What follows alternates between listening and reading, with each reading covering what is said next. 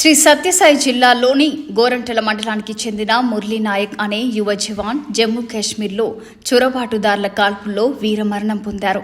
ఇక గడ్డం తాండా పంచాయతీ పరిధిలోని కలి తాండాకు చెందిన మురళీ నాయక్ మరణ వార్తను కుటుంబ సభ్యులు శుక్రవారం ఉదయం అధికారుల ద్వారా తెలుసుకున్నారు. 2022లో అగ్నివీర్గా సైన్యంలో చేరిన మురళి ఇటీవల వరకు మహారాష్ట్రలోని నాసిక్లో విధులు నిర్వహిస్తున్నారు. భారత పాకిస్తాన్ సరిహద్దుల్లో ఉద్రిక్తతల నేపథ్యంలో ఆపరేషన్ సింధూర్ కింద ఆయనను జమ్మూ కాశ్మీర్కు బదిలీ చేశారు. అక్కడ విధుల్లో భాగంగా శుక్రవారం ఉదయం జరిగిన కాల్పుల్లో మురళి ప్రాణాలు కోల్పోయారు. శనివారం ఉదయం ఆయన పార్థివ దేహం స్వగ్రామానికి రానుంది.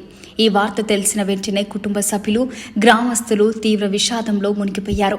ఇక జవాన్ మురళి మృతి పట్ల ఆంధ్రప్రదేశ్ సీఎం చంద్రబాబు సంతాపం తెలిపారు. ఆయన కుటుంబానికి ఫోన్ చేసి పరామర్శించారు. ఇక అమరవీరుడైన మురళి నాయక్కు నివాళులర్పించిన సీఎం రాష్ట్ర ప్రభుత్వ తరపున 5 లక్షల ఆర్థిక సహాయాన్ని మంత్రి అనిత చేతుల మీదుగా కుటుంబానికి అందించారు.